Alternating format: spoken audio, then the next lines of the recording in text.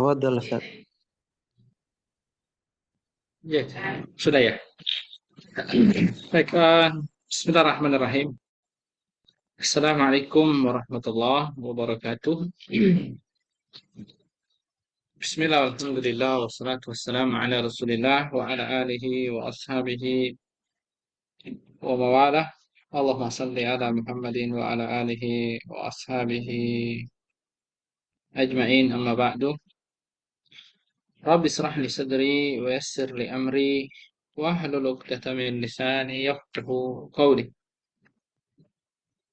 يا معلم إبراهيم وموسى علمنا ويا مفهم سليمان فهمنا اللهم علمنا ما ينفعنا وانفعنا بما علمتنا وارزقنا العمل بما علمتنا وزدنا علما وارزقنا فهما آمين يا رب العالمين. Bapak Ibu sekalian yang dimuliakan oleh Allah Subhanahu wa taala, segala puji dan syukur hanya milik Allah.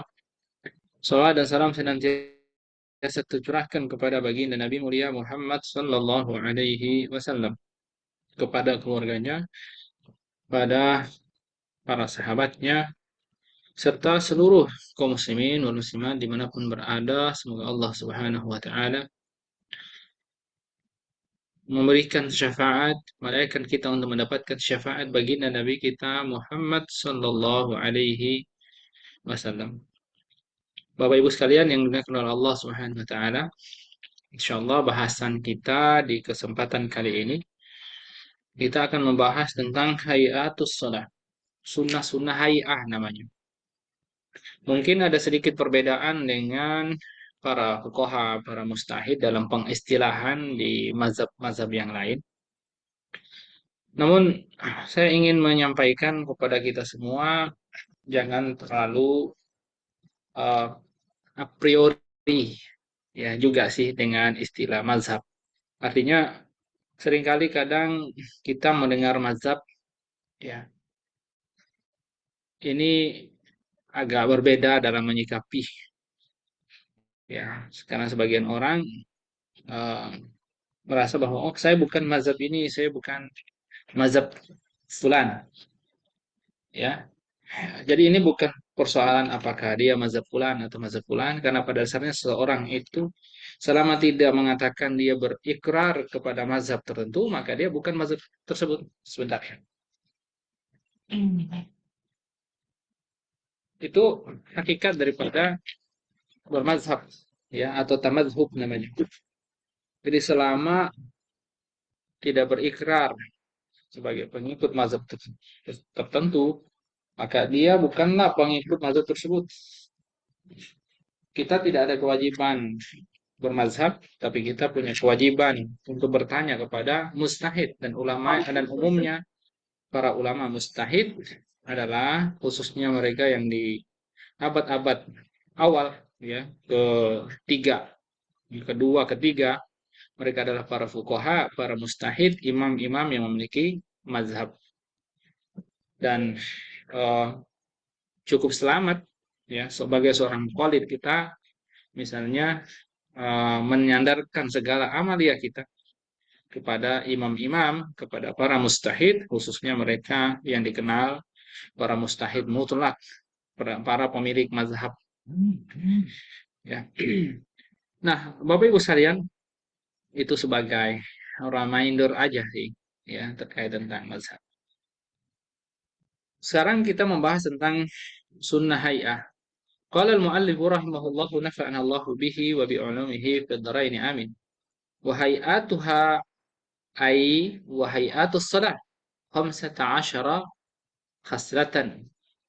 Sunnah-sunnah hay'ah itu ada 15 macam. Yang pertama, raf'ul yadaini inda takbiratul ihram wa inda ruku'i wa inda raf'i min. Ya. Yang pertama itu adalah mengangkat tangan. Mohon maaf, saya tolong dibantu ya yang punya terjemahan. Ini nomor berapanya ya? Karena ada 15 macam. Yang pasti mengangkat tangan. Mengangkat tangan itu ada 4 tempatnya. Yang pertama saat takbiratul ihram, Allahu Akbar. Saat ruku, Allahu Akbar. Kemudian saat i'tidal wa raf', sami Allahu liman hamidah. Itu 3. Yang kedua, yang keempat adalah saat takbir bangkit di rakaat yang ketiga. Allahu Akbar. Agak panjang ya. Takbir bangkit. Jadi ada empat-empat. Apakah itu di buku sini dihitung satu atau masing-masing dihitung tiga? Satu, dua, tiga. Ya, nanti tolong dicek ya. Ini kadang kalau salah hitungan ya bisa lebih dari 15 gitu. Ya, kalau kita ngitungnya sebagai satu berarti bisa hanya 12 atau 13. Ya, tapi yang pasti insya Allah tidak merubah esensi ya karena eh, semuanya tetap disebutkan. Jadi mengangkat tangan ya, raf'ul yadain, mengangkat kedua tangan sejajar ya. Ini hadwa mankibain, sejajar mankibain. Ini pundak namanya mankibun. Berarti kalau dua mankibain ya. Dan kedua adalah hadwa udhunain, sejajar telinga. Sehingga ada yang ketiga adalah ya seperti ini. Sejajarnya ini nih. Ya, ada tiga. Tapi hadisnya ada dua macam tadi. Yang satu, yang ketiga itu adalah menjamak antara dua dua perintah tadi. Ini ibu jari sejajar, sejajar telinga. Satu begini. Lihat ya. Ibu jari yang potongan ini. Ibu jari satu sejajar ini. Nah, di tengah-tengah. Ya. Jadi ada tiga macam. Dan itu cara mengangkat tangan. Dan dia ada empat tempatnya saat takbiratul ihram. Ya Allah Akbar saat ruku sama saat bangkit sami Allah liman hamidah. Kemudian saat takbir bangkit di rakaat yang ketiga setelah tasyahud al-awwal. Baik. Ini satu ya. Mungkin itu dihitung satu atau dihitung tiga Allah alam ya di situ. Tapi kalau lihat ininya mungkin hitung satu ya. Nah, eh, mengenai mengangkat tangan ini itu telah dijelaskan oleh baginda Nabi Shallallahu Alaihi Wasallam dan ini mungkin kita sudah singgung di pertemuan sebelumnya bahwa Abdullah ibnu Umar radhiyallahu anhu berkata, "Ra'aitun Nabiya Shallallahu Alaihi Wasallam iftatahat takbir fis salat." Saya melihat Nabi SAW membuka salatnya dengan melakukan takbir. Allahu Akbar. Farafa'a yadayhi hina yukabbir. Maka Nabi SAW mengangkat tangannya saat bertakbir. Hatta yaj'aluhu ma hadwa mankibayhi. Nah, dalam riwayat ini dia melihat Nabi ini mengangkat tangannya ya sejajar mankibai. Ya, ibu jarinya. Sejajar mankibai. Gitu. Ya. Wa idza kabbara liruku fa'ala mithlahu. Saat dia ruku, dia lakukan sama, sejajar mankibai. Wa idza qala sami Allahu liman hamidah, saat sami Allahu liman hamidah juga dia mengangkat tangannya seperti itu. Wa qala rabbana walakal hamd dan juga baca doa ya Rabbana walakal hamd. Wa la yaf'alu dzalika hina yasjud, tapi itu tidak dilakukan saat sujud. Wala hina yarfa'u rasahu minas sujud, demikian juga saat duduk di antara dua sujud, ya. Tidak dilakukan. Ini hadis Bukhari. Tapi ada hadis yang lain ya yang menjelaskan bagaimana Nabi Shallallahu alaihi wasallam ya itu melakukannya juga saat sujud bangkit di rakaat yang ketiga ya kira-kira seperti itu. Yang kedua, wad'ul yamin ala shimal ya meletakkan tangan kanan di atas tangan kiri. Allahu Akbar.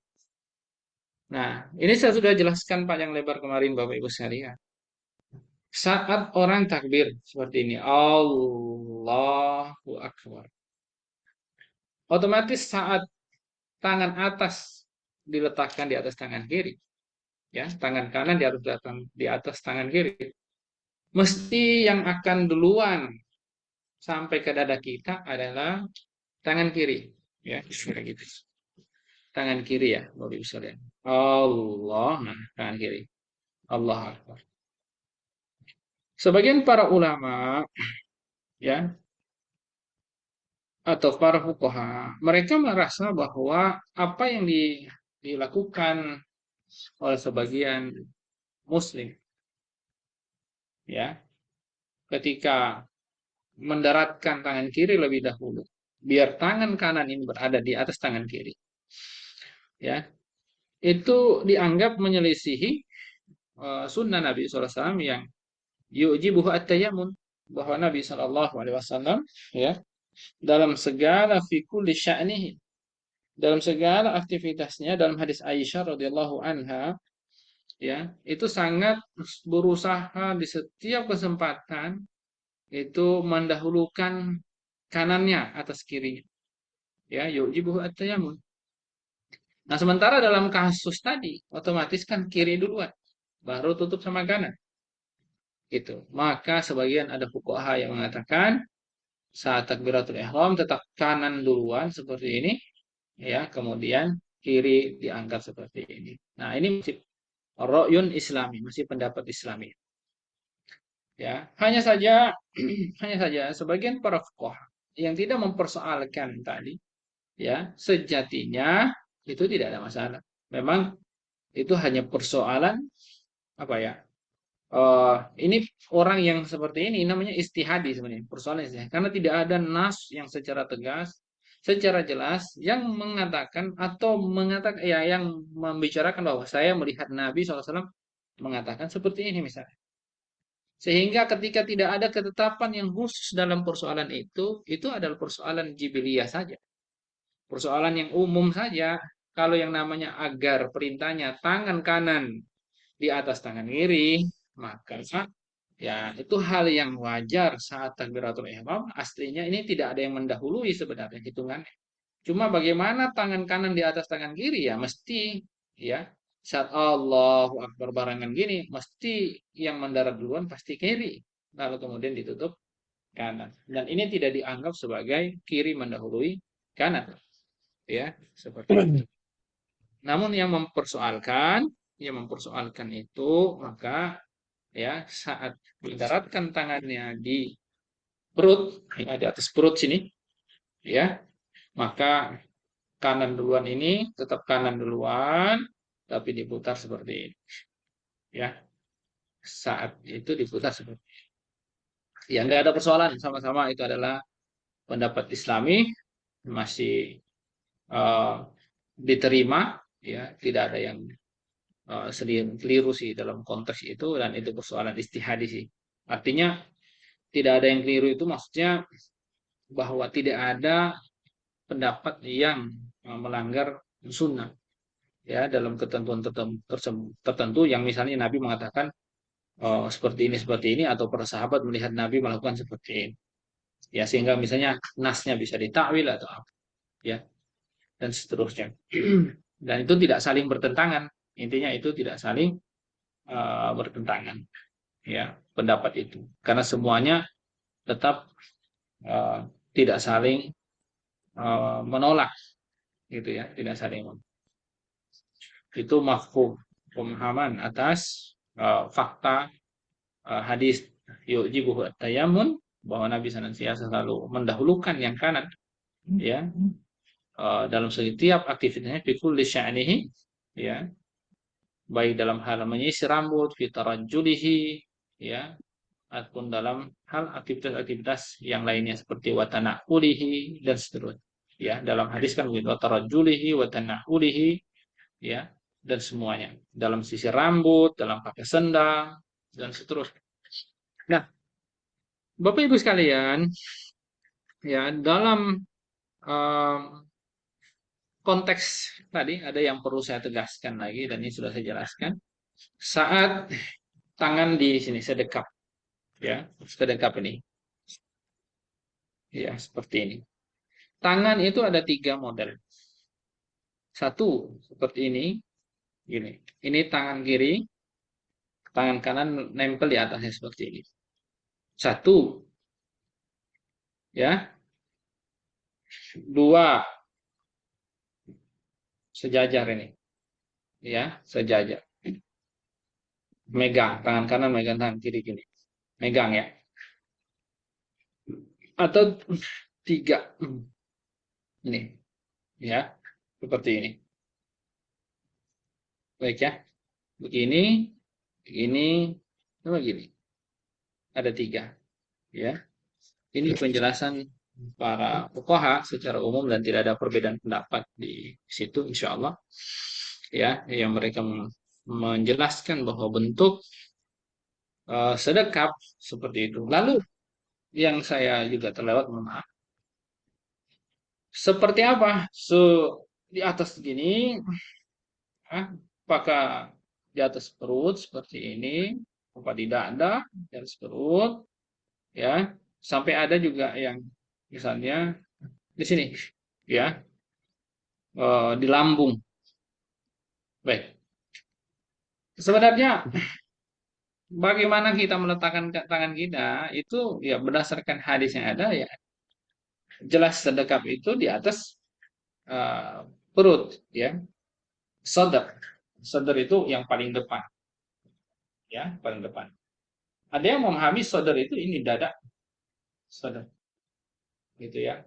Tapi yang pasti ini sifatnya istiqra'i ya. Dan ketika Nabi SAW mempraktikkan sholat ya, Nabi SAW itu ada beberapa macam ya dan beberapa kondisi saat melakukan sedekah. Ada saat berperang, ada saat biasa, dan pada umumnya saat kondisi biasa ya sedekapnya itu seperti ini. Artinya ini nih, bahu kita ya jangan sampai diangkat sebegini atau begini, tapi ya ini sudah 90 derajat lah kurang lebih. Maksudnya 90 derajat itu ya tangan kita eh itu membentuk siku nih. Namanya juga siku kan. Dia membentuk siku 90 derajat. Artinya kita nyaman dalam kondisi. Adapun dalam kondisi dalam riwayat ya menyebutkan di lambung seperti ini karena memang saat itu adalah saat jihad. Ya, saat di medan pertempuran mereka harus sholat dan tangannya itu megang pedang ya. Seperti itu. Artinya dalam kondisi siaga. Ya, sehingga itu adalah pengecualian. Itu adalah kondisi pengecualian di medan perang, ya, sehingga kemudian eh, itu dibolehkan. Jadi itu sebagai pengecualian, ya, saat di medan perang. Ya, tapi normalnya ya seperti itu. Baik, itu adalah keadaan bagaimana orang melakukan sedekap, ya.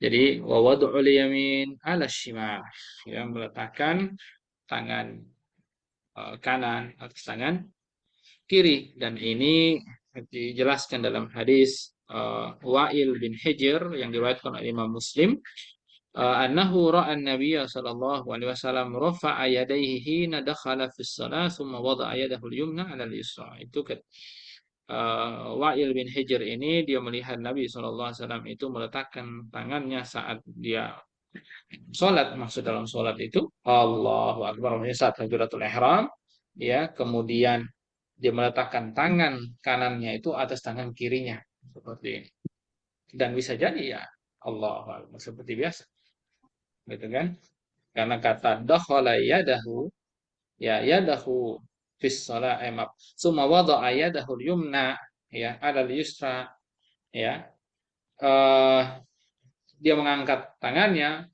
lalu dia memasukkan ya ketika sholat, kemudian meletakkan tangan atas di atas tangan kiri, ini menunjukkan ya biasanya biasa aja Allah ya seperti itu, karena tidak ada kata yang berfaedah tartib di situ. Summa ada si kata wadoa ya dia memasukkan ya, memasukkan ya, kalau diputar seperti ini itu tidak ada redaksi yang menjelaskan seperti itu. Cuma itu pendapat Islam. Bagaimana tadi yang saya jelaskan ya. Nah, wa wada'a yadahu al-yumna 'ala al-yusra ba'da takbiratul ihram. Ini penjelasannya. Ya, meletakkan tangan kanan atas tangan kiri setelah takbiratul ihram. Nah, lalu yang ketiga, sunnah hayya yang ketiga adalah at-tawajjuh. Tawajjuh itu adalah doa iftitah, ya, doa iftitah yang sudah kita jelaskan sebelumnya dalam hadis Ali bin Abi Thalib an Rasulullah sallallahu alaihi wasallam annahu kana idza qama ila sholati qala wajjahtu wajhiya lilladzi fatara as-samawati wal arda hanifan wa ma ana minal musyrikin. Inna salati wa nusuki wa mahyaya wa mamati lillahi rabbil alamin. La syarika lahu wa bidzalika umirtu wa ana minal muslimin. Nah, ini salah satu doanya. Atau doanya Allahu Akbar kabira walhamdulillahi katsira wa subhanallahi bukratan wa asila. Ya. Jadi itu cukup yang paling pendek itu. Allahu Akbar kabira walhamdulillahi katsira wa subhanallahi bukratan wa asila. Atau wajjahtu wajhiya lilladzi ya fataras samawati wal arda hanifan wa ma ana minal musyrikin. Inna salati wa nusuki wa mahyaya wa mamati lillahi rabbil alamin la syarika lahu wa bidzalika umirtu wa ana minal muslimin. Atau yang ketiga, Allahumma ba'id baini wa baina khataayaya kama yunqqa thawbul abyadu minad danas. Allahumma ya, dan seterusnya. Nah, hadis-hadis yang berkaitan dengan ini semuanya hadis sahih, ya, hadis sahih. Ya, tadi aja itu hadis wajah tadi itu hadis Muslim, ya. Dan juga doa-doa yang lain. Nah, itu bisa dibaca bahkan kalau di Indonesia umumnya, ya, mungkin kalau dulu selalu belajar pertama kali sholat pedomannya adalah apa namanya? Kunci ibadah, ya, di situ di kunci ibadah itu digabung, ya. Allahu Akbar kabir walhamdulillahi katsira wa subhanallahi bukratan wa asila. Kemudian ya wajjahtu wajhiya lillazi dan seterusnya. Nah, nggak ada masalah juga sebenarnya digabung dalam konteks itu dan itu bukan persoalan yang bid'ah karena toh pada dasarnya keduanya adalah merupakan bacaan ya istiftah. Nah, kemudian yang berikutnya wal isti'adah. Ini termasuk sunnah hay'a adalah membaca isti'adah, ta'awuz. Ya, ta'awuz itu kan bukan ayat dalam Al-Qur'an, tetapi faktanya ya, pada faktanya ada perintah untuk membaca setiap kali membaca Al-Qur'an ada perintah untuk membaca ta'awuz dan dalilnya dalam bentuk yang umum ya dalam ayat Al-Qur'an Allah Subhanahu wa taala berfirman فَإِذَا قَرَأْتَ الْقُرْآنَ فَاسْتَعِذْ بِاللَّهِ مِنَ الشَّيْطَانِ الرَّجِيمِ. Kalau engkau membaca Al-Quran, dan ini bentuknya umum, ya fi sholat atau fi ghairi sholat, dalam waktu sholat atau bukan dalam waktu sholat, maka hendaklah berta'awuz, minta perlindungan kepada Allah Subhanahu wa taala. Karena setelah doa iftitah, ya, orang akan membaca Al-Fatihah dan Al-Fatihah adalah Al-Qur'an, ya, bagian daripada Al-Qur'an. Maka disunahkan untuk apa namanya? Membaca at-ta'awuz. Bapak Ibu sebentar ya. Sebentar. Halo, Assalamualaikum. Ya, ahlan, ahlan. Gimana, saat? Sehat? Oh, besok saya ngisi di Pondok Ranji, di Al Munawwarah. Apa nih ya, apa? Iya, iya, iya, iya, iya, iya, kalau, oke, apa? Lagi ngisi saya, Ustaz. Iya, apa ya? Ya, ya, Waalaikumsalam. Afwan. Apa tadi ya? Nah, isti'adzah, ya. Eh, Allah Subhanahu wa taala dalam surat An-Nahl ayat 98 berfirman, "Fa idza qara'tal Qur'ana fasta'iz billah minasyaitonir rajim." Kalau engkau baca Al-Qur'an maka hendaklah melakukan ta'awuz, perlindungan kepada Allah Subhanahu wa taala, ya, dari godaan syaitan yang terkutuk. Nah, dan ini juga sekaligus untuk mempertegas, ya, ada hadis yang menjelaskan tentang bacaan ta'awuznya Nabi, ya, saat di sholat itu berbeda, ya, dari ta'awuz pada umumnya, ya. Umumnya adalah a'udzubillahi minasyaitonirrajim. Kalau dalam sholat Nabi SAW membaca a'udzubillahi samil alimi minasyaitonir rajim.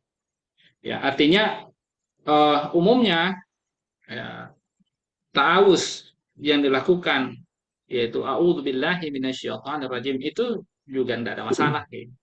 Ya, cuma dalam riwayat ya Nabi SAW menambahkan a'udzubillahi samii'il 'alimi minasyaitonir rajim. Ada sami'i al-alim ya, as-sami'il 'alim minasyaitonir rajim. Ya, sehingga sebenarnya itu tidak masalah, itu hanya lebih sempurna aja kalau itu dilakukan dengan menambahkan a'udzubillahi samii'il 'alimi minasyaitonir rajim. Ya, kira-kira seperti itu. Dan esensi sebenarnya itu adalah ta'awuz ya. Riwayat sama-sama memiliki riwayat, cuma dalam riwayat yang umum ya eh, Nabi SAW melakukannya menambahkan as-sami'il alim, sementara ta'awuz yang lain a'udzubillahi minasyaitonir rajim, sehingga keduanya pada dasarnya eh, itu dapat digunakan karena sama-sama ada riwayatnya. Dan tidak boleh kita mengatakan oh, kalau kita cuma a'udzubillah minasyaitonir rajim berarti bid'ah misalnya. Enggak. Ya, dalam konteks yang seperti itu tidak ada bab kekhususan, itu taksis di situ yang mengatakan bahwa khusus sholat ada tambahan as-sami'il alim minasyaitonir rajim ya. Di situ tidak ada dalil yang menunjukkan bahwa itu lebih khusus untuk sholat harus ada as-sami'il alim ya, tidak ada, dan tidak bisa dipahami sebagai uh, al-khas ya, tidak bisa dipahami sebagai al-khas. Jadi yang berikutnya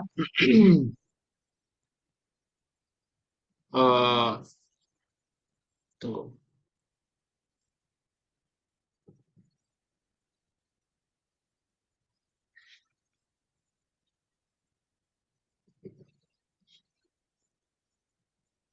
Nah, Bapak Ibu sekalian, saya tadi terlewat sedikit ya. Saat mengangkat tangan, sami Allahu liman hamidah. Ada doa yang kita di sana disunahkan untuk baca, ya, yaitu Rabbana walakal hamdah. Ya, itu dibaca. Kalau kita sebagai makmum tidak perlu ikut sami Allahu liman hamidah karena ayatnya hadisnya jelas. Cukup Rabbana walakal hamd. Cukup itu yang dibaca. Adapun tentang apa zikirnya saat atau bacaan yang kita baca saat kita ruku atau sujud nanti akan kita bahas, masih di sunnah hayya. Itu sunnah hayya juga itu. Ya, bacaan yang kita baca saat ruku atau saat sujud. Nah, selanjutnya ya, wal jahru fi maudhi'ihi wal israru fi maudhi'ihi ya. Jahar, mengeraskan suara di tempat yang maksudnya di salat fi maudhi'ihi itu fi ya salat al jahriyah fi shalawatil jahriyah, pada salat-salat jahriyah yang memang suaranya dikeraskan seperti maghrib, isya dan juga subuh, ya, maka suara kita harus dijaharkan di situ ya. Dan juga wal istar fi maudhi'ihi, jadi sirri, kita membacanya suaranya disembunyikan, atau sir itu maksudnya adalah seperti suara bisik-bisik ya. Batasannya adalah kita baca, kita juga dengar di telinga kita apa yang kita baca. Bismillahirrahmanirrahim. Alhamdulillah. Ya, kita dengar apa yang kita baca. Ya, kira-kira ya batasan adalah kita baca, kita dengar di kuping kita. Ya, itu batasan sir. Jadi nggak boleh hanya matung doang, diem gini. Ya, nggak boleh. Itu tidak dihisap. Jadi berarti kalau kita membaca ayatnya pun juga, terutama Al-Fatihah, itu harus berhati-hati. Kalau cuma matung doang diam, ya, cuma apa namanya, kalbu kita kali ya, ya yang menyebutkan. Nah, itu nggak dihisap karena ini adalah amalan lisan. Ya, bacaan dalam Al-Fatihah, apalagi dia rukun. Kalau yang sudah kita sebutkan rukun itu agak berbahaya kalau misalnya kita ya tidak ucapkan. Ya, makanya kalau Al-Fatihah khususnya harus berhati-hati. Ya, kita baca Bismillahirrahmanirrahim. Alhamdulillahirobbilalamin. Ya, kalau kita bahkan kalau di madzhab Syafi'iyah makmum harus membaca Al-Fatihah, ya. Nah, eh, pertanyaannya gimana kalau perempuan, ya, Bapak Ibu sekalian. Nah, kalau perempuan di rumahnya, ya, dia sholat di kamarnya, tidak ada orang asing, apalagi yang namanya rumah itu adalah kehidupan khusus posisinya, ya. Eh, hanya ada keluarganya aslinya seperti itu, ya, kecuali ada tamu. Maka saat hanya mereka, ya, suami, anak, dan ya intinya mahramnya di situ, maka pada sholat jahriyah, ya, eh, boleh mereka juga Ustaz, mengeraskan suaranya, tapi juga nggak keras-keras juga Bapak gitu ya. Boleh. Sukirmankan, Om Teguh bisa Sukirman. di mute. Oke, saya mute ya. Baik. Nah, jadi eh, wanita saat sholat, ya, maka saat sholat jahriyah di kondisi kehidupan khusus, yaitu seperti rumah, ya, atau mungkin di pesantren, ya, di pesantren yang mereka misalnya sholat berjamaah, yang memang itu semuanya wanita dan imamnya wanita, maka saat sholat jahar memungkinkan bagi mereka untuk juga mengeluarkan suaranya didengar oleh makmumnya. Tapi pastikan bahwa di sana tidak ada para pria, akan jadi fitnah karena suara wanita dihukumi sebagai aurat, tidak dibolehkan mengeluarkan suara itu khususnya dalam pelaksanaan ibadah seperti sholat, ya. Makanya dalam konteks dia sholat mengeluarkan suara seperti ini sebagai imam, khususnya pada uh, apa pada sholat berjamaah yang jamaahnya semua wanita, karena tidak boleh ya wanita mimpin, apa namanya, mimpin menjadi imam, ya. Uh, dia menjadi imam dan makmumnya ada laki-laki di sana, itu tidak bisa dilakukan ya, sebagaimana yang pernah terjadi di Amerika, ada Amina Wadud, ya, itu tidak bisa ditiru, ya. Nah, dengan alasan apapun itu tidak bisa, ya, apalagi kalau alasannya adalah feminimis, apa, feminisme, ya, feminisme, ya, ya, intinya eh, ada macam apa tuh, paham persamaan laki-laki dan perempuan, ya, dan seterusnya. Nah, paham tersebutnya yang tidak benar. Laki-laki dan perempuan insya Allah derajatnya sama, ya, sebagai orang, sebagai manusia yang sama-sama akan dinilai dari ketakwaannya. Tidak ada yang lebih mulia, ya, kecuali takwa. Tetapi Allah Subhanahu wa taala memberikan taklif yang berbeda kepada laki dan perempuan sesuai dengan khuluqiyahnya, bentuk penciptaan, ya. Sehingga kemudian laki dan perempuan, apalagi sebagai suami dan istri, itu adalah hubungan persahabatan, ya. Hubungan persahabatan dalam sebuah organisasi yang kecil. Nah, Bapak Ibu sekalian, kita lanjutkan lagi, ya. Jadi dalam konteks jahar dalam sholat wanita, ya, itu harus berhati-hati, ya, dalam kehidupan khusus yang di rumahnya hanya ada dia mahramnya, ya, boleh dia mengeraskan suaranya di sholat yang jahar dan juga mengecilkan suaranya hanya dibaca dan telinganya mendengarnya, itu saat israr, ya, saat ya, saat sholat sholawat sirriyah, ya, yaitu sholat zuhur dan juga asar. Nah, demikian juga para wanita boleh mengencangkan suaranya agar bisa didengar oleh makmumnya saat jamaahnya semuanya para wanita, ya, misalnya pondok khusus wanita seperti itu boleh, ya, termasuk nanti ada takmin, baca amin para jamaahnya boleh, gitu kan, itu juga dibolehkan. Termasuk juga kalau dia sholat bersama mahramnya, misalnya bersama suaminya, dia bilang amin, nanti ada yang aminnya nanti, ya, itu boleh, ya, dan seterusnya. Termasuk kalau terjadi ada kesalahan misalnya pada imamnya, kalau imamnya adalah suaminya misalnya, ya, atau mahramnya, nah boleh saja dia memperbaikinya dengan menggunakan suara subhanallah, ya.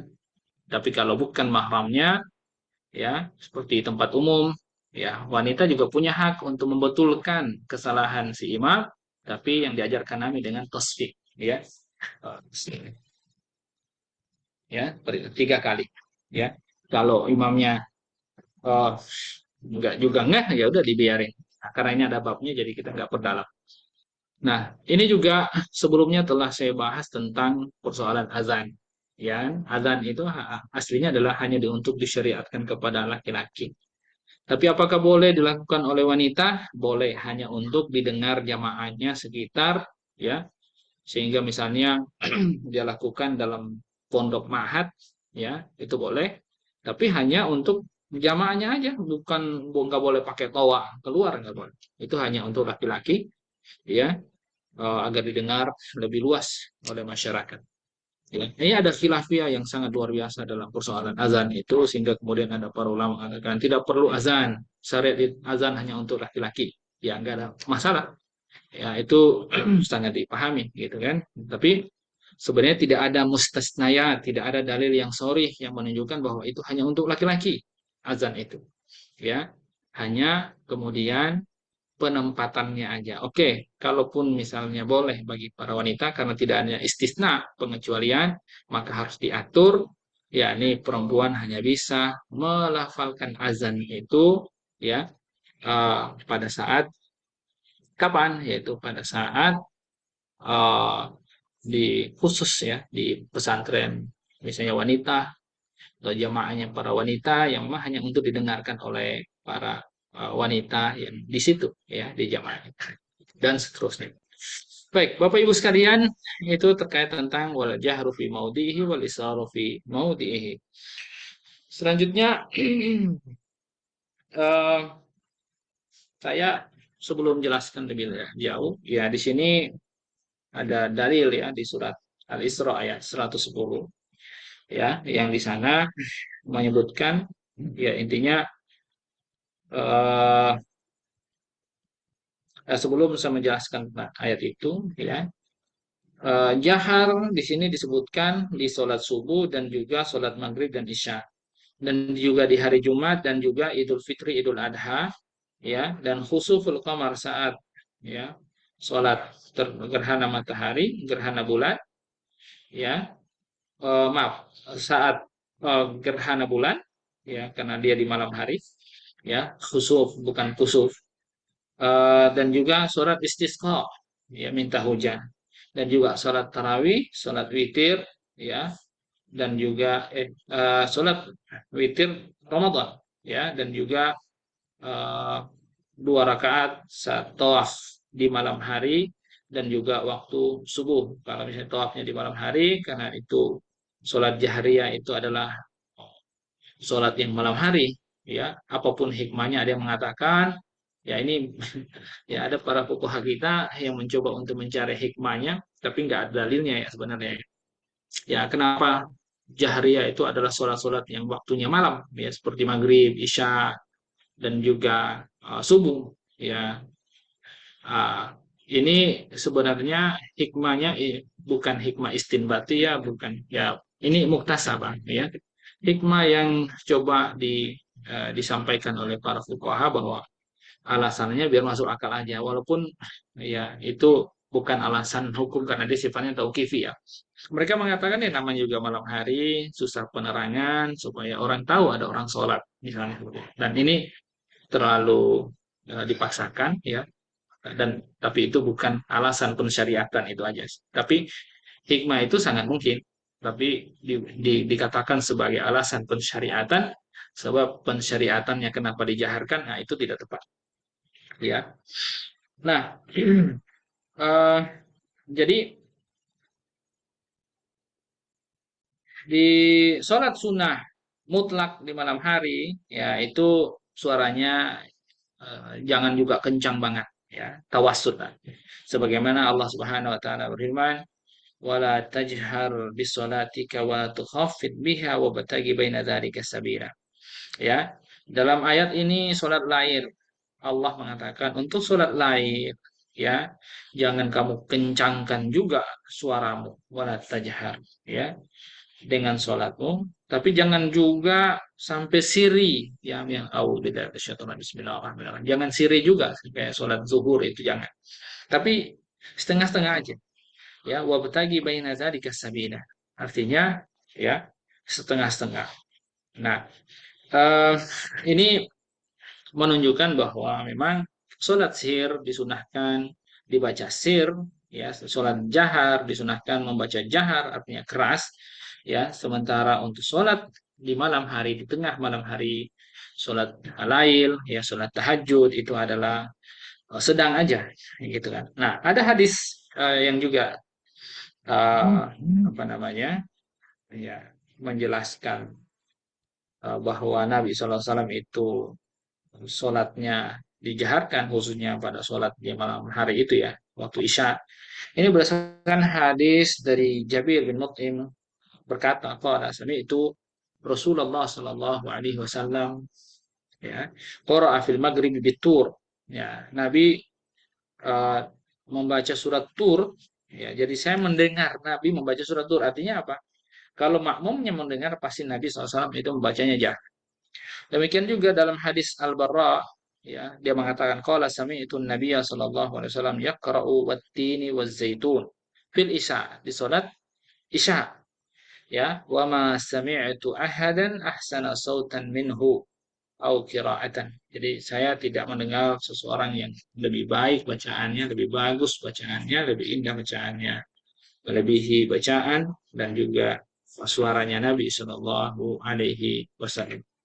Nah, jadi dalam hadis ini ya nampak bahwa memang sholat maghrib, sholat isya itu adalah sholat jahriyah. Nabi SAW itu menjaharkan bacaannya.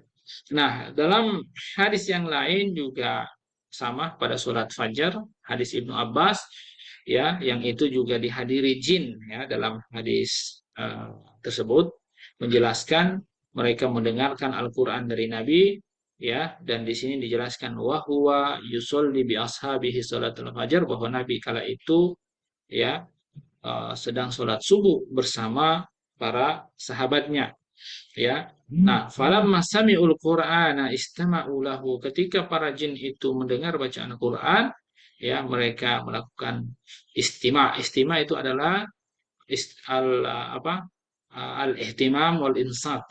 Jadi mereka itu punya perhatian, diam. Itu baru dikatakan orang memperhatikan. Kalau dia nggak diam, ya, termasuk juga dalam majelis ilmu nih, tidak diam, ngomong sana sini, itu namanya tidak mendengarkan.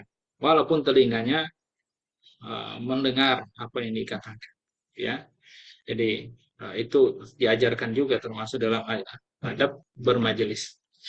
Nah, hadis-hadis ini semuanya menunjukkan bahwa Nabi SAW menjaharkan di sholat maghrib, isya, dan juga fajar, ya, sehingga kemudian orang-orang yang hadir itu bisa mendengarkan suara bacaan Nabi SAW. Dan juga banyak hadis-hadis yang lain yang menjelaskan bahwa Nabi SAW itu, ya, dalam sholat zuhur dan juga asar, ya, eh, Nabi SAW itu, para sahabat tidak mendengarkan bacaan Nabi, hanya mereka melihat gerak jenggotnya Nabi Shallallahu Alaihi Wasallam, dan itu menunjukkan bahwa, ya, tadi Syria itu bukan diam, tapi baca. Kadang sahabat ada yang mendengar Bismillahirrahmanirrahim, ya. Kadang juga apa, Nabi Shallallahu Alaihi Wasallam memperdengarkan bacaannya sekali-kali kepada makmumnya. Nggak ada masalah sholat Syria, ya, dengan Bismillahirrahmanirrahim. Pasti tetangganya dengar, kan gitu. Nah, itu masih dihukumi sebagai Syria, ya, atau dalam momentum tertentu Nabi ingin mengajarkan kepada mereka apa yang dibaca, ya. Nabi memperdengarkan kepada mereka, ya, kira-kira seperti itu, ya, kira-kira. Nah, wa aqallul jahr binisbati lirajul, Ini ada batasan. Sholat jahar itu paling rendah bagi seseorang itu adalah orang yang di sampingnya ini, ya, pada sholat fardu itu dia mendengarkan bacaan. Jadi kalau kalau ini kita baca Bismillahirrahmanirrahim, Alhamdulillahirabbil alamin. Hanya kita yang dengar, berarti itu belum jahar, itu masih sirri. Tapi kalau tetangganya udah dengar apa yang kita baca, ya, samping kita gitu ya. Nah, itu berarti jahar dan itu adalah jahar yang paling kecil, paling rendah, ya, dan seterusnya. Nah, ini juga eh, kita sudah jelaskan juga tadi, tetap di sini ada penegasan kalau sholat perempuan jahar cukup, ya, eh, dia sendiri yang mendengarkan, wajibu istisaruha ala dzalika in kanat tusalli fi hadrati rajulin ajnabi. Nah, itu kalau misalnya ada laki-laki asing, ya, eh, dia cukup seperti itu, ya, karena khawatir menjadi fitnah, ya, dengan mendengarkan suaranya, ya, dan seterusnya. Baik, Bapak Ibu sekalian, lagi-lagi saya ingin sampaikan, ya, untuk jahatnya wanita tadi sudah jelas insya Allah, ya. Tapi kalau di kehidupan khusus di rumahnya atau kehidupan uh, uh, umum, tapi dia di madrasah yang khusus, ya, bagi wanita yang dipastikan tidak ada laki-laki di sana, boleh di antara mereka, ya, seperti itu. Nah, Bapak Ibu sekalian, yang berikutnya adalah termasuk sunnah hayya itu adalah membaca amin, ya, saat imam membaca, tunggu sebentar, saat imam membaca Al-Fatihah, ya, lalu ditutup dengan waladhdallin, ya, sehingga di sana membaca amin, ya. Nah, setelah membaca surat Al-Fatihah itu pasti membaca amin, ya, itu namanya takmin. Nah, ini sunnah hukumnya kalau dibaca tidak memiliki konsekuensi apapun kalau senyatanya tidak dibaca. Nah, dalam hadis Bukhari Muslim dari Abu Hurairah radhiyallahu an, ya, anna Rasulullah sallallahu alaihi wasallam qaal, bahwa Nabi sallallahu alaihi wasallam bersabda, "Idza qala ahadukum fi riwayatin inda Muslim fi salati amin, ya, wa qala malaikatu fis sama amin." Jadi kalau misalnya seseorang di salatnya dia mengatakan amin gitu ya, malaikat pun juga ikut mengaminkan, ya. Nah, fawafaqat ihdahumal ukhra, maka, ya, aminnya manusia itu akan sama ya, sesuai dengan aminnya malaikat atau aminnya malaikat sesuai dengan aminnya manusia. Maka saat itulah ghufira lahu ma taqaddama min dambi. Ya, salah satu faedahnya, ya, manusia yang membaca amin itu akan diampuni dosa-dosanya yang telah lalu. Dalam hadis Bukhari dan Muslim dari Abu Hurairah qala idza ammana al-imamu fa aminu, ya, fa aminu fa immaman, ya, fa inna man wafaqa ta'minuhu ta'minal malaikati ghufira lahu ma taqaddama min dhanbi. Ini hadis yang tadi yang disebutkan dalam hadis Bukhari apa Abu Hurairah, ya, hadis muttafaq alaih. Jadi kalau dalam redaksi yang lain, kalau imam membaca amin maka fa aminu, ya, maka hendaklah makmum membaca, bacalah amin.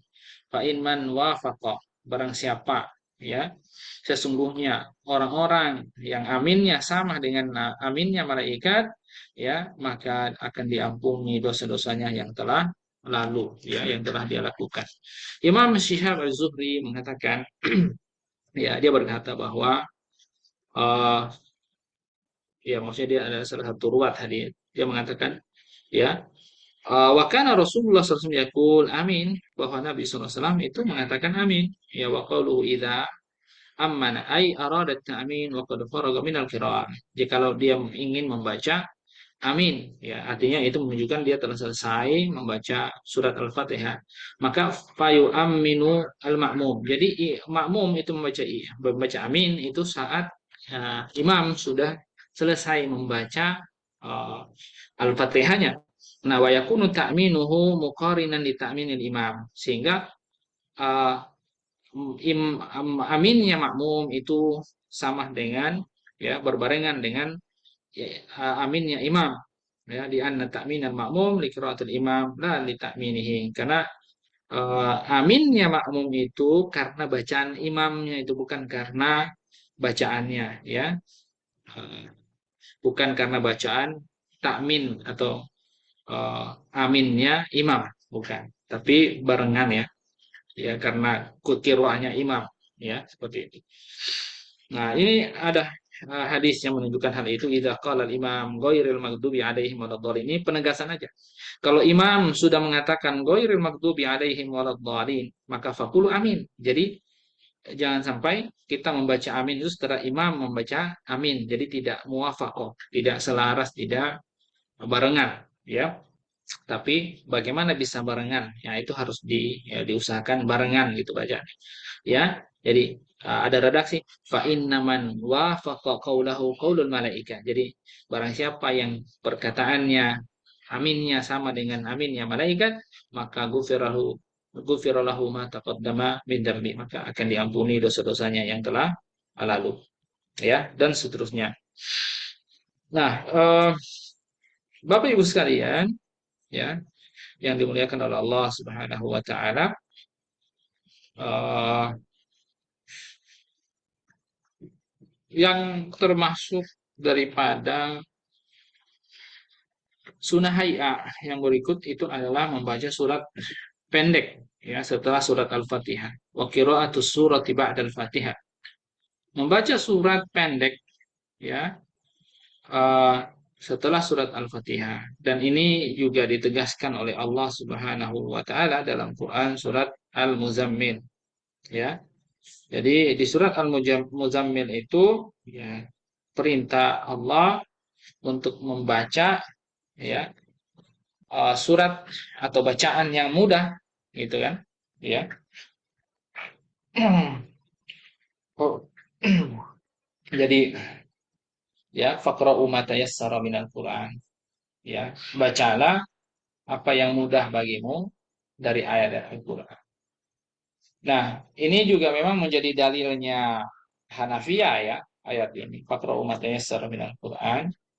eh, Ketika mereka mengatakan bahwa Al-Fatihah itu tidak wajib, ya, karena mereka mengatakan berdasarkan ayat ini surat Al-Muzammil di ayat terakhir yang menunjukkan bahwa Allah hanya memerintahkan membaca yang mudah saja dari ayat Al-Qur'an, karena eh, pasti ketika Allah mengatakan faqra'u ma tayassara minal Qur'an itu menunjukkan perintah dalam sholat, artinya yang wajib, gitu, ya. Artinya saat membaca yang wajib dalam Al-Quran, ya, itu artinya adalah mengganti kedudukan Al-Fatihah. Artinya harus dalam sholat ada ayat yang dibaca, ya, tidak harus Al-Fatihah. Intinya harus ada ayat yang dibaca dan itu yang mudah aja, tidak harus Al-Fatihah. Ya, ini pendapat mereka yang mengatakan bahwa Al-Fatihah itu bukan rukun dalam sholat. Jadi ini salah satunya, ya. Ya. Seingat saya seperti itu bahasan mereka. Nah, membaca surat pendek setelah surat Al-Fatihah itu sunnah hayya. Kalau tidak dibaca atau ditinggalkan tidak memiliki implikasi, ya, apapun, misalnya sholat sujud sahwi misalnya dan seterusnya, tidak, apalagi sampai mengulang rakaat, tidak sampai seperti itu. Jadi tidak memiliki implikasi apapun, dan ini akan kita bahas di bab paling akhir insya Allah. Maaf, di bab ini mungkin, ya, setelah ini sunnah hayya itu nanti ada konsekuensi-konsekuensi, misalnya yang meninggalkan rukun apa, meninggalkan sunnah apa, meninggalkan sunnah hayya apa, dan seterusnya. Nah, dalam uh, apa uh, bacaan pendek ini yang dimaksud setelah Al-Fatihah itu, kalau dia sholatnya sholat 2 rakaat, ya, maka itu hanya 2 rakaat saja di awal. Kalau sholatnya 3 rakaat berarti hanya 2 rakaat awal, kayak maghrib, rakaat ketiga nggak dibaca setelah Al-Fatihah. Kalau 4 rakaat berarti sholat zuhur, sholat asar, sholat isya berarti hanya di 2 rakaat pertama yang dibaca. Jadi kalau subuh karena dia hanya 2 rakaat berarti dibaca di 2 rakaat tersebut. gitu ya. Dan ini berdasarkan hadis Bukhari Muslim dari Abu Qatadah, anna Nabi sallallahu alaihi wasallam kana yaqra'u bi ummil kitabi wa suratin ma'ahu ya ma'aha fi rak'ataini al-ulayaini min salati zuhri wa salati al-asr wa fi riwayah wa yaf'alu dzalika fi salati subhi ma'a ma sabaqa min ahadits al-jahri bil qira'ah. Jadi dalam hadis dari Abi Qatadah mengatakan bahwa Nabi Shallallahu Alaihi Wasallam itu membaca Al-Fatihah dan juga surat pendek ya bersama Al-Fatihah itu ya di rakaat eh, dua rakaat yang awal ya artinya rakaat ini al awalayain ya maaf al ulayain ya jadi dua rakaat yang pertama ya dalam sholat zuhur, sholat asar dan juga dalam riwayat yang lain dikatakan itu dilakukan di sholat subuh ya yang memang dia dua rakaat dan penjelasan yang lainnya sudah dibahas di sholat jahar bil qiraah itu saat sholat maghrib ataupun sholat isya yang tadi sudah kita jelaskan. Nah, wala yaqra'ul ma'mum ghairul fatihah fi sholatil jahriyah dan di sini Syekh Dib Al-Bugha ya Syekh Dib Al-Bugha menegaskan bahwa surat pendek ini tidak dibaca oleh makmum ya. Yang dibaca oleh makmum itu hanya Al-Fatihah.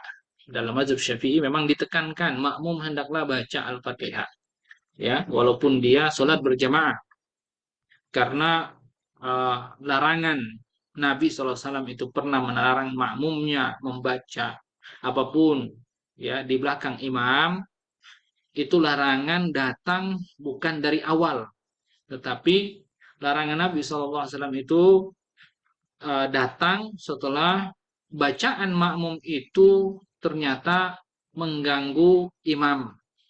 Tapi Nabi tahu, sahabat sebelumnya tuh Nabi tahu, sahabatnya itu membaca, mengikuti bacaan Nabi. Ya, mereka baca Al-Fatihah, mereka baca surat pendek dan seterusnya. Tapi satu waktu ternyata bacaan mereka cukup mengganggu imam hingga kemudian turunlah hadis Nabi SAW qiraatul imam qiraatul makmum ya. Qiraah bacaan imam adalah bacaan makmum dan termasuk larangan Nabi jangan membaca apapun ya di luar bacaan atau maaf selain bacaan imam maksudnya di luar bacaan imam ya karena qiraatul imam qiraatul makmum bacaan imam adalah bacaan makmum. Nah, tetapi harus kita pahami substansi larangan tersebut bukan larangan mutlak, tidak boleh ya makmum membaca di belakang imam ya, tetapi yang dilarang itu adalah karena bacaan mereka terlalu kencang sehingga membuat imam terganggu ya, seperti itu dan itu yang mendasari Nabi SAW menegur mereka saat itu dan ini juga menunjukkan bahwa sebenarnya makmum tidak membaca uh, apapun di belakang imam juga tidak masalah tetapi kalau di mazhab Syafi'i khusus Al-Fatihah itu tetap harus baca karena larangan Nabi tadi itu adalah kasus di luar baca surat Al-Fatihah yaitu cara menjamak hadis yang dilakukan oleh mazhab Syafi'i ya. Oleh karenanya sebenarnya para ulama memang betul mayoritas mengatakan ya intinya qiraatul makmum qiraatul imam. Qiraatul imam qiraatul makmum ya. Bacaan imam atau bacaan makmum sehingga kalau misalnya mereka di sholat jahriyah ya mendengar imam makanya harus istimak harus diam dan memperhatikan imam baca. Jadi kalau misalnya orang nih tidak istimak dengan bacaan imam, tidak mendengarkan bacaan imam, tidak mengikutinya, maksudnya dalam pengertian tidak memperhatikan bacaan imam, maka tetap dia wajib membaca Al-Fatihah. Al-Fatihah itu lebih wajib bagi dia membaca Al-Fatihah. Ya. Nah, jadi dalam penjelasan Syekh Hadib Al-Buqa ini menekankan ya dalam berbagai kondisi tetap makmum itu membaca Al-Fatihah tapi kalau surat pendek itu jangan ya jangan ya terutama dalam sholat jahriyah ya kalau siriyah oke lah ya nggak ada masalah tetap dibaca. Nah, lima rawahu Abu Dawud bagirhu an Mahmud ibn Rabi an Ubadah bin Samit ya itu bagaimana dalam hadis Abu Dawud dan selainnya dari Mahmud bin Rabi dari riwayat jalurnya sahabi Ubadah ibn Samit, ya qala kunna khalfa Rasulillah sallallahu alaihi wasallam fi salatil fajr. Dulu kami itu di belakang Nabi saat sholat subuh. Nah, faqara'a Rasulullah sallallahu alaihi wasallam, Nabi sallallahu alaihi wasallam itu membaca ya satu ayat ya, tetapi fasaqulas alaihi qiraah. Artinya nampak Nabi itu kesulitan membaca ayat itu, bukan karena lupa ya, karena dalam hadis dan juga dalam ayat kita pahami Allah tidak pernah membuat Nabi itu lupa terhadap bacaan Al-Quran. Jadi sakulat di sini tentu maknanya adalah bukan lupa, tetapi uh, mungkin ya sedang sakit atau sedang yang lain. Intinya bukan karena lupa. Ya, dalam konteks sakulat itu tidak boleh kita pahami bahwa Nabi itu lupa membaca ayat. Nah, falamma faragha qala la'allakum takra'una khalfa imamikum. Nah, ini. Ya, jadi sakulas Nabi itu merasa terganggu, ya. Nah, dalam ayat itu dalam hadis tersebut ketika selesai, ya, Nabi itu bilang la'allakum takra'una khalfa imamikum. Ya, qulna na'am. Ya. Nah, la'alla itu kan harfu taraji, ya. La'alla itu harfu taraji. Beda dengan eh, laita. Ya, laita itu harfu tamanni. Apa bedanya? Kalau la'alla itu adalah harapan, ya. Kalau kita bilang ini, ya, andai saja lebih bagus kalau kalian melakukannya. Maksudnya membaca di bawah, di belakang imam kalian. Nah, itu harapan itu, ya, biasa kita menerjemahkan yang semoga, ya. Jadi kalau bahasa kita ya semoga atau ya andai kalian ya lebih bagus lah kalau kalian baca juga di belakang imam. Maksudnya sebagai makmum baca. Itu kata Nabi. Itu kan. Nah, ini menunjukkan bahwa makmum boleh membaca gitu kan di belakang imam ya uh, dalam hadis ini. Nah, uh, la'alla itu adalah harapan ya, atau kita bilang ya semoga la Allah yasma'u du'ai, ya semoga Allah mendengarkan doaku dan ya menjawab segala hajatku, misalnya kita mengatakan la Allah seperti itu.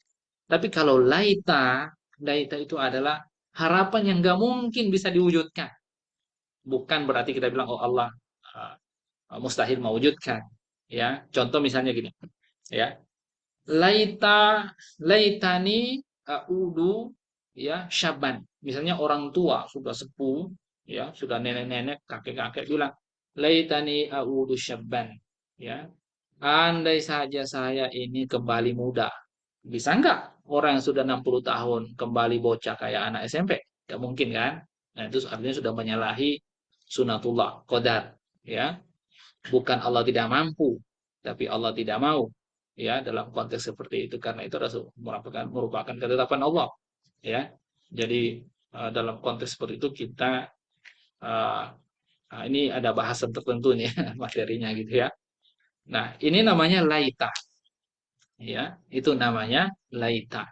Ya, harapan tapi tidak mungkin diwujudkan. Tapi kalau la'ala, ya, itu namanya eh, apa?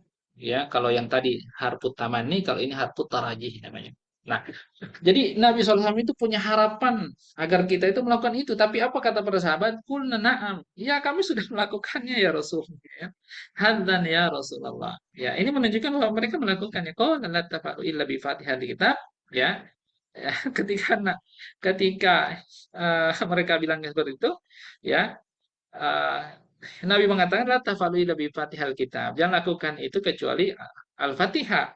Karena pada sholat seperti itu dianggap cukup, ya, cukup apa? Bacaan imam saja gitu ya. Bacaan imam saja manakala jelas. Makanya di sini para fuqaha itu mereka berbeda pendapat ya dari hadis ini. Ada yang mengatakan maksud Nabi SAW itu la'allakum takra'una, ya, la'allakum takra'una khalfa imamikum, yaitu lebih baiknya, lebih bagus ya semoga kalau kalian itu baca, itu maksudnya adalah saat misalnya makmum itu di sholat jahar tidak mendengar dengan jelas atau tidak memperhatikan bacaan imam, maka makmum ya harus membaca Al-Fatihah. Nah, jadi ada macam-macam pendapat di situ ya, khususnya Al-Fatihah gitu. Ya, jadi eh maka kata Nabi, Nabi mempertegas, fa innahu la salata liman lam yaqra bi Fatihatil kitab au biha. Ya, tidak ada salat, tidak diakui salatnya orang yang tidak membaca Al-Fatihah. Ya, dalam riwayat yang lain, fala taqra'u bi syai'in minal Qur'an idza jahartu illa bi umil Qur'an. Jadi dalam riwayat dalam Abu Daud mengatakan jangan membaca sesuatu apapun dari bacaan Al-Qur'an kalau saya bacanya jahar, ya. Atau dalam pengertian yang lain, kalau kita kombinasikan dengan hadis yang tadi, walaupun sholat jahar, tapi kalau imam kesulitan, maka boleh baca. Maksudnya dalam imam kesulitan itu tidak jelas, atau imamnya salah, ya, itu kita boleh memperbaiki bacaan kita, ya. Setelah imamnya misalnya dikasih tahu dia nggak nggak move on juga, segera memperbaiki, boleh kita perbaiki sendiri bacaan kita, ya. Nah, di situ makanya kita membacanya, ya. Jadi idza jahartu illa bil Quran. Kalau saya menjaharkan sholatku dan kalian bisa dengar, maka kalian jangan membaca apapun dari Al-Quran kecuali ya bi umil Quran, maksudnya ya surat Al-Fatihah. Baik, banyak sekali hadis-hadis yang berkaitan dengan ini dan itu semua menunjukkan memang ada khilaf yang cukup qawi ya dalam persoalan. Berikutnya wa takbiratu inda raf'i wal khafdi. Ya, membaca takbirat, takbir Allahu Akbar ya. Misalnya saat takbiratul ihram, bacaan mengeraskan suaranya ya. Allah apa namanya? Aba-abanya Allahu Akbar ya. Saat rafa ya. Ya saat saat apa namanya? Oh, sami Allahu liman hamida ataupun ya saat ya eh, Allahu Akbar sami Allahu liman hamida. Yang intinya instruksi-instruksi ya dari imam itu semua adalah sunnah hayat berdasarkan hadis ya. Ini wat takbirat ini saya dulu wat takbirat ya, berbagai takbir ya inda raf'i wal khafdi ya, saat rafa mengangkat, saat uh, uh, tunduk maksudnya saat mau sujud atau mau saat ruku, itu namanya al khafdi. Rafa berarti saat bangkit atau termasuk takbiratul ihram ya. Intinya aba-aba ya, aba-aba itu yang semuanya aba-abanya adalah takbir Allahu Akbar sami Allahu liman hamida Allahu Akbar Allahu Akbar Allahu Akbar Allahu Akbar dan seterusnya gitu kan. Nah, itu semuanya sunnah hayat. Jadi kalau tidak dibaca pun juga nggak apa-apa sebenarnya. Ya, entah kita sebagai imam, ya, atau sholat sendiri atau berjamaah, ya itu juga nggak masalah. Itu sunnah hayat. Ya, ini berdasarkan hadis Bukhari Muslim an Abi Hurairah radhiyallahu anhu annahu kana yusolli bihim, bahwa Nabi SAW itu pernah sholat bersama mereka, fayukabbiru kullama khafada wa rafa'a. Nabi itu bertakbir, melakukan takbir ketika khafada, ya saat ruku atau sujud atau saat bangkit. Faidan sarafa qala inni la asbahukum salatan bi Rasulillah SAW. Ya. Jadi Abu Hurairah itu memberikan contoh kepada maaf. Ya, rawa Bukhari Muslim an Abi Hurairah annahu kana yusalli bihim, ya. Oh, dia sholat ya dengan mereka, kemudian Abu Hurairah mengatakan ini saya memberikan contoh yang mirip dengan sholatnya Rasul Shallallahu Alaihi Wasallam, ya.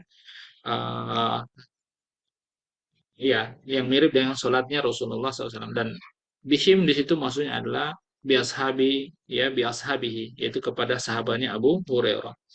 Ya, baik.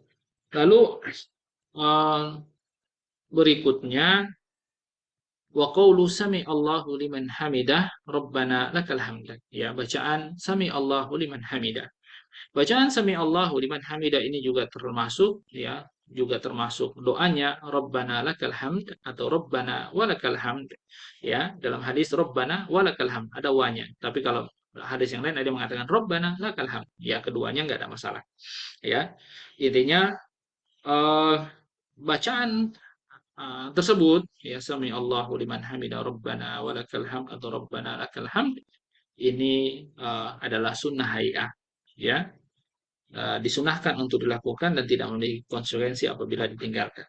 Lalu kemudian wat tasbihu fi ruku'i was sujud, bacaan tasbih, ya, pada saat ruku ataupun sujud, ya, subhana rabbiyal azim, subhana rabbiyal azim, subhana rabbiyal azim, ya, saat sujud subhana rabbiyal a'la, subhana rabbiyal a'la, subhana rabbiyal a'la.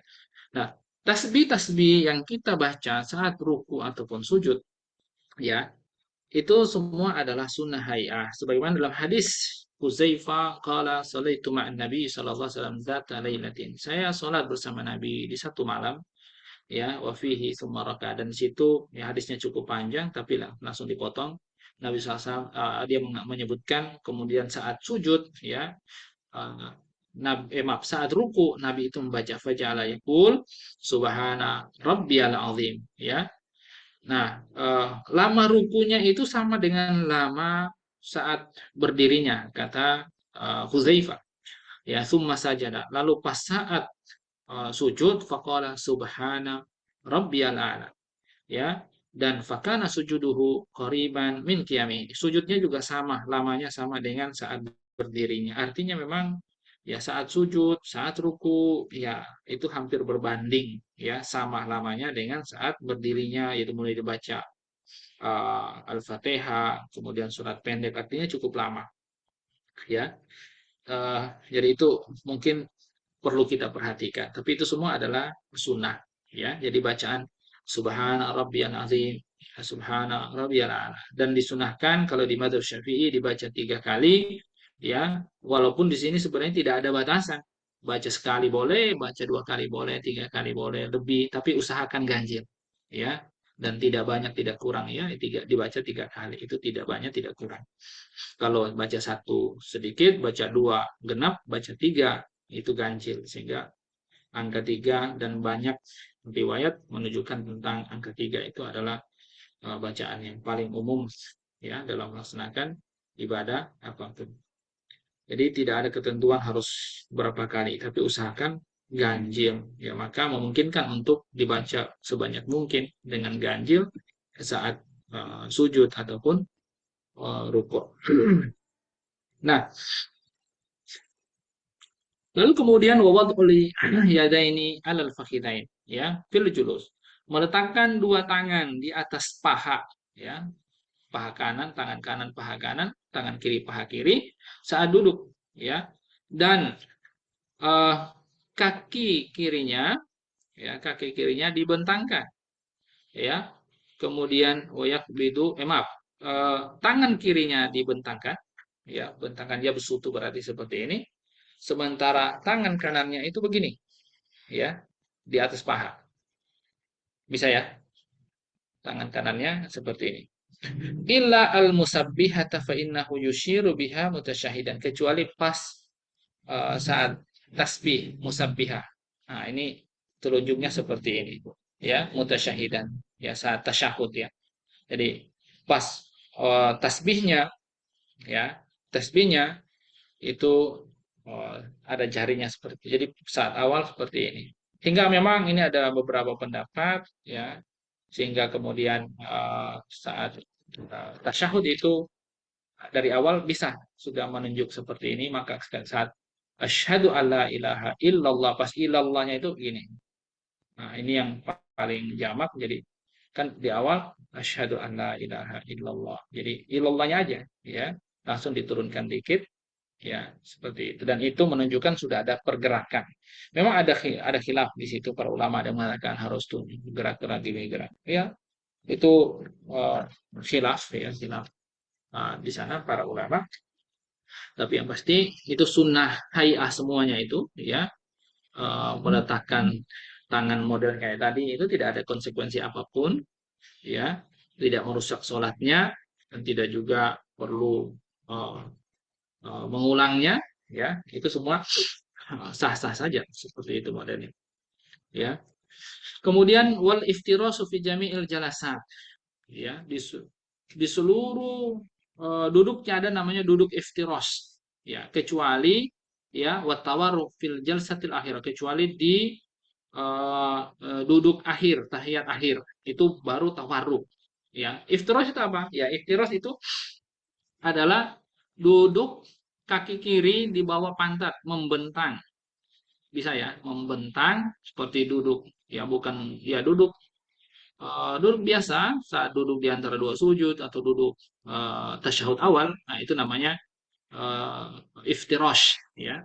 Dan jemari kita yang kanan itu di lantai, menyentuh lantai. Sementara tawaduk itu eh, kaki kita di bawah ini ya dilipat ke bawah, tapi pantat kita itu kena lantai, itu namanya tawarruk ya. Nah, ini adalah sunnah hayat ya yang memang dalam hadis diriwayatkan oleh Bukhari dari Abi Humaid As-Sa'idi ya, dia mengatakan qala ana kuntu ahfadzukum lis-salati Rasulillah sallallahu alaihi wasallam fa idza jalasa fi rak'ataini jalasa ala rijlihi al-yusra wa nasaba al-jumna wa idza jalasa fi rak'atil akhirah ya qaddama rijlahu wa nasaba al-ukhra wa qa'ada ala maq'adatin. Dan ini menunjukkan tentang apa yang tadi sudah saya jelaskan.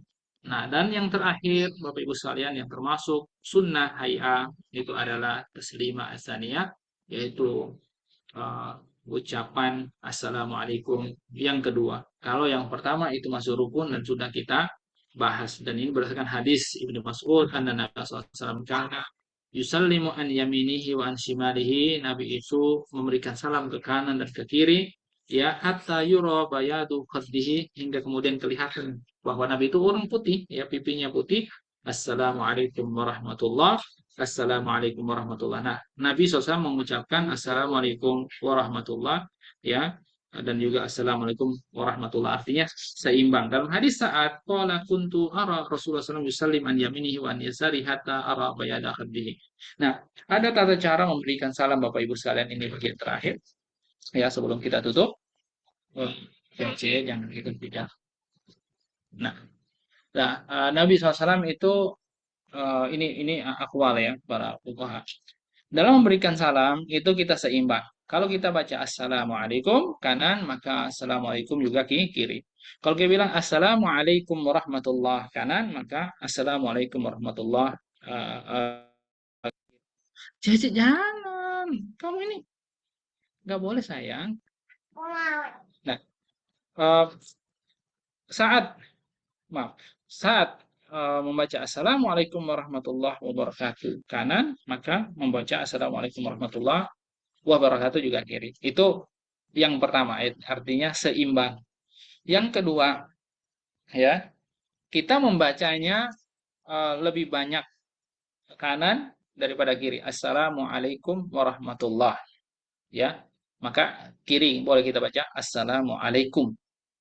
Ya, atau Assalamualaikum warahmatullahi wabarakatuh. Nah, ya, kirinya kita baca Assalamualaikum warahmatullahi, ya.